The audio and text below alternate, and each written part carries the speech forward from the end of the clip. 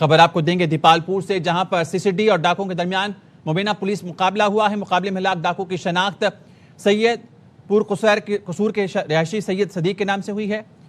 ڈاکو ٹرانسفارمر چوری سمیت 49 مقدمات میں مطلوب تھا۔ مزید جانیں گے ہمارے نمائندے رانا عرفان ہمارے ساتھ موجود ہے۔ رانا عرفان، یہ بتائیے گا اس خبر سے متعلق۔ جی بالکل، یہ دیپالپور کا نواحی علاقہ ہے حجرہ شام کیم، جدھر پولیس مقابلہ ہوا ہے، جدھر 3 ڈاکو جو علاقے کو پولیس کو مطلوب تھے اور ڈکیتی کی نیت سے انہوں نے راگیر کو روکا، اور ویسے ہی پولیس کو کال ہوئی تو پولیس موقع پر پہنچ گئی، اور پولیس کو دیکھتے ہی ڈاکو پارٹی نے پولیس پر فائرنگ کر دی، اور جوابی فائرنگ میں اپنے ساتھیوں کی فائرنگ سے جو صدیق نامی ایک ڈاکو ہے اس کو گولیاں لگنے سے وہ ہلاک ہو گیا۔ اس کے 2 ڈاکو موقع سے فرار ہو گئے۔ CCT نے علاقے کو گھیرے میں لے لیا اور 2 ڈاکوؤں کی جو گرفتاری کے لیے چھاپے بھی مارے جا رہے ہیں۔ اور اگر میں اس ڈاکو کی بات کروں تو یہ ڈاکو 49 مقدموں میں مطلوب تھا، ڈسٹرکٹ اکاڑا اور ڈسٹرکٹ قصور کے۔ یہ ٹرانسفر چوری کی ایک بہت بڑی گینگ تھی جو ارد گرد کے لوگوں سے لوٹتے بھی تھے اور جو ٹرانسفارمر اور قیمتی تاروں کو چوری کرتے تھے۔ جی ٹھیک ہے، بہت شکریہ تفصیلیں آگاہ کرنے کے لیے۔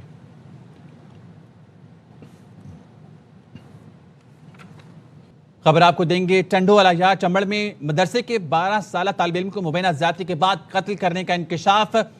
چمبڑ پولیس نے کارروائی کے دوران 3 مشتبہ افراد کو حراست میں لے لیا ہے۔ طالب علم عمران کو نشہ آور شے دینے کے بعد زیادتی کا شبہ ہے، یہ کہنے ہیں پولیس تحقیقات جاری ہیں۔ طالب علم کی لاش قانونی کارروائی اور پوسٹ مارٹم کے لیے تعلقہ اسپتال منتقل کر دی گئی ہے۔ ابتدائی شواہد کے مطابق بچے سے مبینہ زیادتی کے آثار سامنے آئے ہیں، یہ کہنا ہے SSP کا۔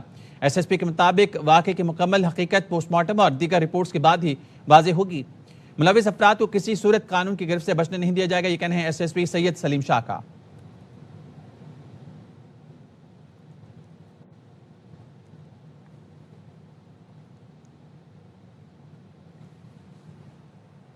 بلیٹن میں سب سے پہلے بات، پاک فوج ہماری ریڈ لائن ہے، اس کے خلاف کوئی بات برداشت نہیں کریں گے۔ چیئرمین پیپلز پارٹی بلاول بھٹو کا مولانا فضل الرحمان کے متنازع بیان پر رد عمل۔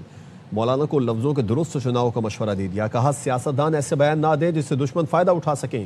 یہ بھی کہا آزاد کشمیر کی صورتحال پریشان کن ہے، آزاد کشمیر میں بحران وفاقی وزراء کے بیانات کی وجہ سے پیدا ہوا، اب وفاقی حکومت کو ہی یہ بحران ختم کرنا ہے۔ مولانا فضل الرحمان کے خلاف گجرانوالہ میں مقدمہ درج کر لیا گیا۔ متنازع بیان پر گجرانوالہ کی عدالت نے JUI سبرا کو 28 جولائی کو طلب کر لیا۔ لاہور کی سیشن عدالت میں بھی مولانا فضل الرحمان کے متنازع بیان پر مقدمہ درج کرنے کی درخواست پر سماعت ہوئی۔ ایڈیشنل سیشن جج نے شہری محمد وقار کی درخواست پر ڈائریکٹر NCCIA سے جواب طلب کر لیا۔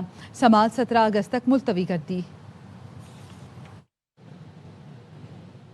فوج کی قربانیوں کو سیاست کی نظر نہیں کرنا چاہیے۔ وفاقی وزیر رضا حیات کہتے ہیں کہ مولانا فضل الرحمان کے بیان سے بہت تکلیف ہوئی۔ اسپیکر پنجاب اسمبلی ملک محمد احمد خان نے مولانا فضل الرحمان سے معافی کا مطالبہ کر دیا، کہا مولانا کی باتیں سیاسی، اخلاقی یا اصولی طور پر درست نہیں۔ وزیر اطلاعات سندھ شرجیل میمن نے کہا کہ شہداء ہمارے ماتھے کا جھومر اور فخر ہے، سب کو اپنی گفتگو میں شائستگی اختیار کرنی چاہیے۔ MQM کے ڈاکٹر فاروق ستار کا کہنا ہے کہ افواج پاکستان اور عوام نے ملک کے لیے شہادتیں دیں۔ مولانا فضل الرحمان کے بیان سے سب کی دل آزاری ہوئی۔ مولانا فضل الرحمان کا متنازع بیان حافظ طاہر اشرفی کی آواز بھر گئی۔ طاہر اشرفی نے کہا کہ شہیدوں کی توہین کی اجازت کسی کو نہیں دیں گے، شہیدوں کے اہل خانہ اور بچوں سے معافی مانگتے ہیں۔ پاکستان پیپلز پارٹی کے چیئرمین بلاول بھٹو نے کہا ہے کہ پرامن احتجاج ہر شہری کا آئینی و جمہوری حق ہے۔ مطالبات کے لیے پرامن احتجاج کرنے والوں کو غدار یا دہشت گرد قرار نہ دیا جائے۔ تمام الزامات کی شفاف، غیر جانبدارانہ اور قانون کے مطابق تحقیقات ہونی چاہیے۔ اسلام آباد میں بیٹھ کر کسی کو کشمیری شناخت پر سوال اٹھانے کا حق نہیں۔ چیئرمین بلاول بھٹو نے کالعدم جوائنٹ عوامی ایکشن کمیٹی کو جوابی خط لکھ دیا۔ خط میں مذاکرات اور مفاہمت پر زور دیا گیا۔ بلاول بھٹو نے آزاد کشمیر کی صورتحال پر ٹروتھ اینڈ ریکنسیلیشن کمیشن کے قیام کی تجویز دی، کہا کمیشن حقائق کا تعین، شکایت کا جائزہ، دیر پا سیاسی حل کی سفارشات مرتب کرے۔ بلاول بھٹو نے لکھا آزاد کشمیر میں جانی نقصان قومی سانحہ ہے، ہر قیمتی جان کے تحفظ کو یقینی بنایا جائے۔ آزاد کشمیر کے بحران کا حل طاقت نہیں بلکہ مذاکرات، اعتماد سازی میں ہے۔ بلاول بھٹو نے کالعدم عوامی ایکشن کمیٹی سے لانگ مارچ، دھرنے کمیشن پر اتفاق کے بعد معطل کرنے کی اپیل کی۔ حکام بھی کمیشن کی کارروائی مکمل ہونے تک مزید سخت اقدامات سے گریز کریں۔ پاکستان آزاد کشمیر حکومت احتجاجی قیادت متفق ہو تو پیپلز پارٹی بحران کے حل میں اپنا کردار ادا کرنے کو تیار ہے۔ کلدم جوائنٹ ایکشن کمیٹی اور کھنڈوں پر اتر آئی. اسلام آباد پولیس کے ملازم کو بدترین تشدد کا نشانہ بنایا گیا. آزاد جموں کشمیر پولیس کی پریس ریلیز میں بتایا گیا کہ 14 جولائی کو راولاکوٹ میں گوئی نالہ افسر مارکیٹ میں کلدم ایکشن کمیٹی نے اسلام آباد پولیس کے ملازم احتشام مسیح کو زبردستی گاڑی سے اتارا، تشدد کا نشانہ بنایا اور گمراہ کن ویڈیو بنا کر پھیلائی. پولیس کا کہنا ہے ملزمان کی شناخت کا عمل اور تحقیقات جاری ہیں. کسی بھی شخص یا گروہ کو اداروں کے خلاف اشتعال پھیلانے کی اجازت نہیں دی جائے گی. سابق وزیر اعلیٰ بلوچستان ڈاکٹر عبد المالک بلوچ کی 1 گھنٹے میں 2 اہم ملاقاتیں. پہلے وزیر اعظم شہباز شریف، پھر مولانا فضل الرحمان سے ملاقات. امن و امان اور باہمی دلچسپی کے امور پر تبادلہ خیال کیا گیا ہے. زاہد مشوانی سے اس بارے میں تفصیلات جان لیتے ہیں. بتائیے زاہد مشوانی، اہم ملاقاتوں کے بارے میں. جی بالکل، نیشنل پارٹی کے سربراہ اور سابق وزیر اعلیٰ بلوچستان ڈاکٹر عبد المالک بلوچ نے اسلام آباد میں وزیر اعظم شہباز شریف اور جمعیت علماء اسلام کے سربراہ مولانا فضل الرحمان سے الگ الگ ملاقاتیں کی ہیں، اور ان ملاقاتوں میں بلوچستان میں امن و امان کی صورتحال، صوبے کی سیاسی معاملات اور ملک کی مجموعی سیاسی صورتحال پر تفصیلی تبادلہ خیال کیا گیا. وزیر اعظم ہاؤس میں ہونے والی ملاقات میں بلوچستان میں امن و امان کی مجموعی صورتحال، سیاسی انتظامی امور، باہمی دلچسپی کے دیگر معاملات پر بات چیت کی گئی ہے. اس موقع پر نائب وزیر اعظم اور وزیر خارجہ محمد اسحاق ڈار، وزیر اعظم کے مشیر برائے سیاسی امور رانا ثناء اللہ، سینیٹر جان محمد ولیدی رکن قومی اسمبلی اور جمال شاہ کاکڑ اور نیشنل پارٹی پنجاب کے صدر ایوب ملک بھی شریک تھے. بعد میں ڈاکٹر عبد المالک اسلام آباد میں مولانا فضل الرحمان کی رہائش گاہ پر پہنچے اور انہوں نے ان سے ملاقات کی، اور اس ملاقات میں بلوچستان میں موجودہ صورتحال، سیاسی کشیدگی میں کمی لانے سے متعلق امور پر تبادلہ خیال کیا گیا. اور اس ملاقات میں JUI کے مولانا عطاء الرحمان اور مولانا عطاء الحق درویش بھی موجود تھے. جی تفصیلات کے لیے آپ کا شکریہ زاہد. امریکہ کا 5ویں روز بھی ایران پر حملہ، کئی فوجی اہداف کو نشانہ بنانے کا دعویٰ. چابہار، کشم، کش اور دمشق میں دھماکے. امریکی سینٹرل کمانڈ نے بتایا 90 منٹ تک ایران کے دفاعی نظام، کروز میزائل کے مراکز اور لانچنگ سائٹس کو نشانہ بنایا گیا. ایرانی میڈیا کے مطابق 4 روز میں 7 ایرانی فوجیوں سمیت 37 شہری شہید ہو چکے. ایران نے اردن، کویت اور بحرین میں امریکی اڈوں پر حملے کیے ہیں. پاسداران انقلاب کا کہنا ہے کہ بحرین میں شیخ عیسیٰ ایئر بیس پر اسلحہ اور پرزہ جات کے گودام تباہ کر دیے گئے. گودام تباہ کیے. اردن میں الارزق فضائی اڈے کو ڈرون حملے میں نشانہ بنایا. کویت کے علاقے مینا عبداللہ میں امریکی فوج کے لاجسٹکس مرکز اور علی السالم ایئر بیس پر حملے میں دشمن کے کئی ڈرون تباہ کر دیے.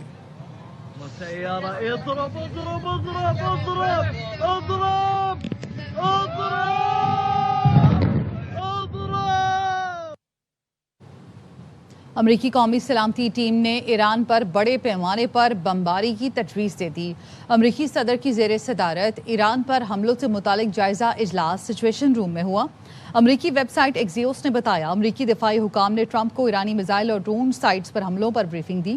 امریکی صدر کو بتایا گیا پینٹاگون نے ایران کے خلاف فوجی مہم کی تیاریاں مکمل کر لی ہیں. تہران سے معاہدہ نہ ہوا تو اگلے ہفتے ایران کی بجلی گھروں پر حملے کیے جا سکتے ہیں. امریکہ کے صدر ڈونلڈ ٹرمپ نے خبردار کر دیا. فاکس نیوز کو انٹرویو میں کہا اس بارے میں کچھ نہیں کہنا چاہتا. کبھی بھی زمینی آپریشن کی ضرورت پڑتی ہے، لیکن ایسے لوگ بھی ہیں جو ہمارے لیے زمینی کارروائی کریں گے. صدر ٹرمپ نے میناب اسکول پر حملہ AI قرار دے دیا. کہا فوجی جرنیلوں سے بات ہوئی ہے. یہ بھی ممکن ہے اسکول کی جو تصاویر سامنے آئی ہیں وہ مصنوعی ذہانت سے تیار کی گئی ہوں. تحقیقات جاری ہیں. حتمی رپورٹ کا انتظار ہے. نہیں لگتا کوئی حتمی رپورٹ آ سکے گی. ایران کے اسکول پر حملے میں 168 بچے شہید ہوئے تھے. It's really bad for them because next week comes the power plants, next week comes the bridges. We're going to knock out all their power plants, we're going to knock out all their bridges unless they get to the table and negotiate. I think they have no choice. But my representatives over the course of, actually, an hour ago, they want to make a deal. But every time they make a deal, they break it. I said, you better make a deal. You're not going to have anything left. Speak to the generals. I don't think anybody's going to ever be able to say what happened there. But it's also possible that those images that you have are AI generated. Now, I know we're waiting for a conclusive report. I don't think there can be a conclusive report. فی الحال امریکہ سے کسی بھی قسم کے مذاکرات کا ارادہ نہیں۔ ایرانی وزارت خارجہ کے ترجمان اسماعیل بقئی نے کہا کہ اس وقت پوری توجہ ملک کے دفاع پر مرکوز ہے۔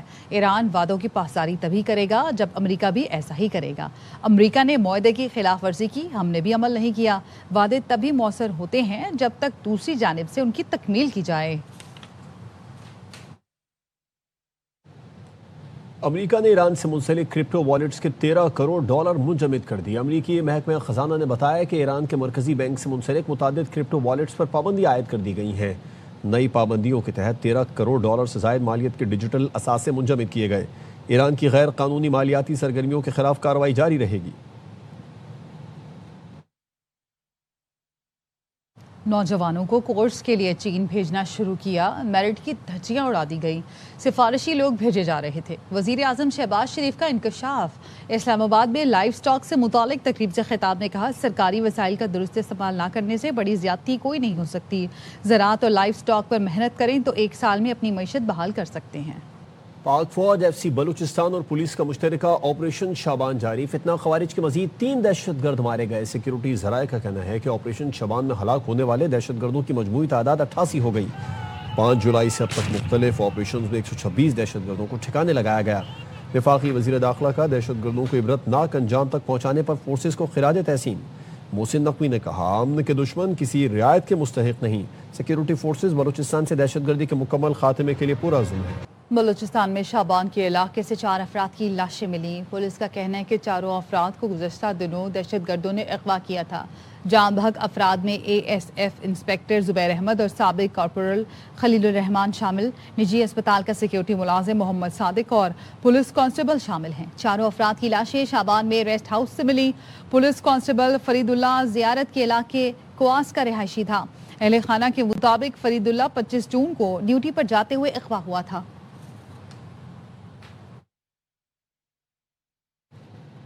کراچی کے علاقے کلفٹن میں ڈکیتی کے دوران ڈاکٹر آکاش کی ہلاکت میں ملوث 3 ملزمان کو ڈیفنس سے گرفتار کر لیا گیا ہے۔ ڈی آئی جی ساؤتھ سید اسد رضا کہتے ہیں کہ سی سی ٹی وی کی مدد سے ملزمان کو گرفتار کیا گیا۔ افضل خان کی رپورٹ۔ ڈاکٹر آکاش کے قتل کا ہائی پروفائل کیس 36 گھنٹوں میں حل۔ واردات میں ملوث 3 ملزمان سریش، رام چند اور انیل گرفتار۔ D I G South Asad Raza کا کہنا ہے کہ واردات کی سی سی ٹی وی فوٹیجز اور ملزمان کے ڈیجیٹل ڈیٹا سے کیس کو حل کرنے میں بڑی مدد ملی۔ سی سی ٹی وی فوٹیج کے ذریعے جو ہے وہ ایک تو ان کو ٹریس کیا ہے۔ اس کے علاوہ جب ان کو گرفتار کیا تو فل فور جو ہے ہمارا جو ڈیجیٹل فورینزکس یونٹ ہے اس نے ان تمام ملزمان جو ہے ان کے فون نمبرز حاصل کیے اور ان کا ڈیجیٹل ڈیٹا جو ہے وہ بھی ہم نے حاصل کیا۔ اس میں ہمیں یہ بھی پتہ چلا کہ یہ ملزمان آپس میں جو ہے رابطے میں بھی تھے اور اس کے علاوہ ویریفائی بھی کروایا ہے ڈیجیٹل ان کی جو سی ڈی آرز انالیسس کر کے۔ ملزمان کا ایک ساتھی بینک میں موجود تھا جس نے ڈاکٹر آکاش کے بینک سے 50 لاکھ کی رقم نکلوانے کی اطلاع دیگر ساتھیوں کو دی تھی۔ 4 افراد جو تھے وہ موٹر بائک کے اوپر تھے اور اس کے علاوہ ایک جو تھی گاڑی جو تھی وہ جیسے وہ چلاتے ہیں سیفٹی میں، اس میں ایک کار بھی استعمال کی گئی۔ پولیس حکام کا کہنا ہے کہ رواں سال ڈکیتی مزاحمت پر قتل کے 45% کیسز حل کیے ہیں۔ ڈاکٹر آکاش کے قتل میں ملوث ملزمان کا گروہ کراچی میں لوٹ مار کی متعدد وارداتوں میں بھی ملوث رہا ہے۔ کیمرامین محمد حنیف کے ساتھ افضل خان، ARY نیوز، کراچی۔ ارکان پارلیمنٹ کی امارات میں اضافے اور بلو پاسپورٹ کے ترمیمی بل پر وفاقی وزیر احسن اقبال کا رد عمل۔ کہا کہ اہلیہ اور 28 سال تک کے بچوں کو بلو پاسپورٹ دینے کا بل منظور کرنا شرمناک ہے۔ گرین پاسپورٹ پاکستان کی شناخت، وقار اور قومی شان کی علامت ہے۔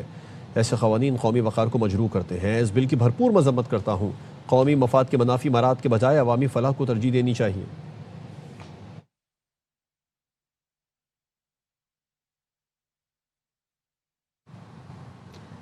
کوئی بھی پاکستانی تنسیق شدہ یا زائد المیعاد نائکو پر پاکستان نہیں آ سکتا۔ دوہری شہریت رکھنے والے پاکستانیوں کے لیے نئی گائیڈ لائن جاری کر دی گئی۔ وفاقی وزارت داخلہ نے امیگریشن حکام کو آگاہ کر دیا۔ غیر ملکی پاسپورٹ کے ساتھ پاکستانی ویزا یا کارآمد نائکو لازمی قرار دیا گیا ہے۔